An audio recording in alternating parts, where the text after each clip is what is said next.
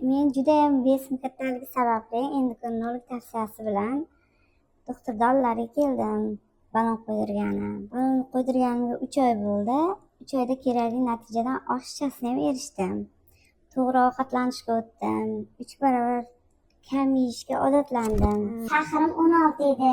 1 yildan beri qiynalardim. Dorilar bilan tushmagan. Baloncha qo'ydirgandan keyin shakarim tushdi. Insulin ham oldim. Har dorilarni emishdim, diyeta ham qildim. Umuman shakarimda o'zgarish bo'lmadi. Ko'tarilaverdi. Hammasi yeyishga bog'liq ekan. Baloncha qo'ydirgandan keyin shakarim mana o'z-o'zidan 5 ga tushdi.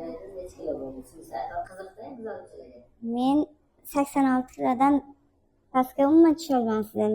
Har xil diyetalar qilib ko'rdim. 86 kilodan tusholmadim. Baloncha qo'ydirganimdan keyin hozir 69, 68 shunda yuribman mana. Anchadan beri kuzatdim, mana shu vesdan ko'tarilib ketmadi. Keyin oldirishga qaror qildim.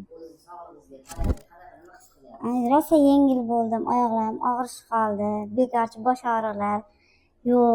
Umuman davleniyam chiqmayapti mana. Umuman chiqqan yo'q davleniyam. Sizlarga katta rahmat, sog' bo'linglar. Hammalarga tavsiya qilaman. Ozolmay yurganlar, vesi balandlar kelishlarini tavsiya qilaman.